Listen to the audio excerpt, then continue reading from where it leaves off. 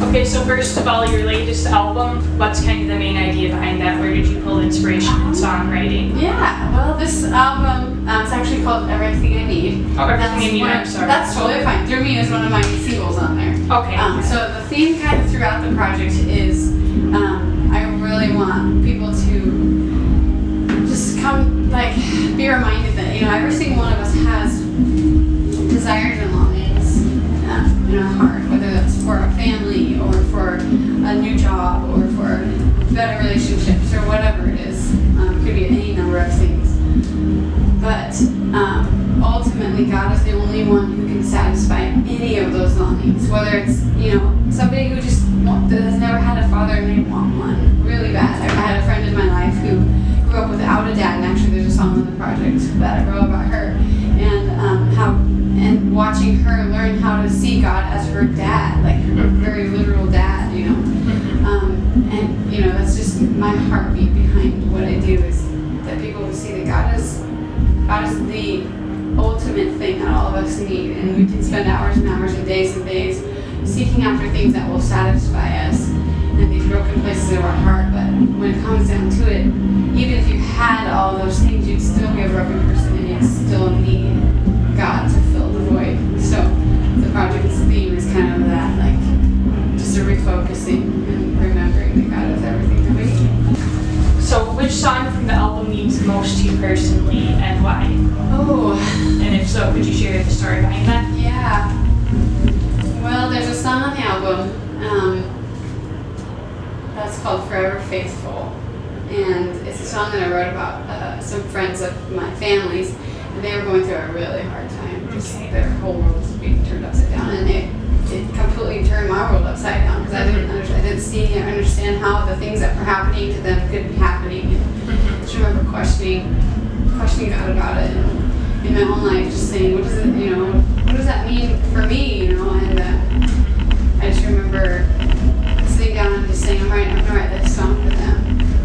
And because God, no matter who is or isn't faithful to us in our lives, whether that's friends or family or whatever, God is always faithful, forever faithful. And so that song it resonates with me a lot, because there's just so much that family, some bad friends of mine went through. So yeah.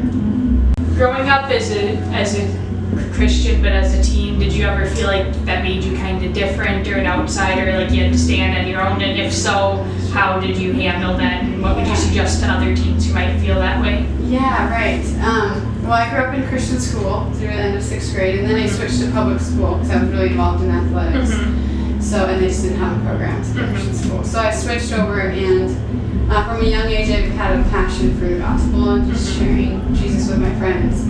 So there were times that my friends would challenge me and say, God didn't create the world, what about evolution and all this stuff. So those moments were stressful, but they were also moments where I got to choose, do I really believe in this God that I'm saying I believe in or not?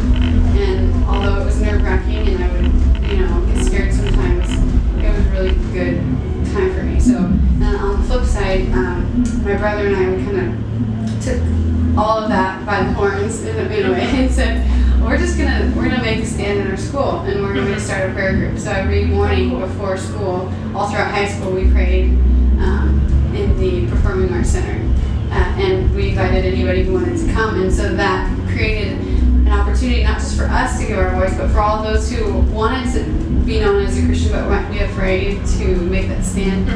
So we had probably, our school, I was from a small town, so this might not sound very big, but to our town it was a big number. There was about 30 students in about 500 student high school that were committed to that. Yeah, they were committed to coming and praying every day, and people would come that they were new Christians or they weren't even sure, and they would ask questions, and so it was just an opportunity for ministry. So I would just encourage, if you do have the passion for ministry and for the gospel in your school, to not be afraid, because all those times we had kids come up to us asking questions we didn't have answers for. God gave us the words that we needed in those moments. So just know that God meets you where you're at. Sometimes it's okay to say I don't know, because that a lot of questions I can't answer still, but God is enough for me. He's been enough for me, and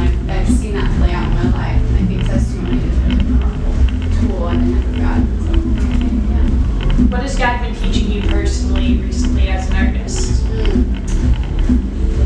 Well, he teaches me a lot of things.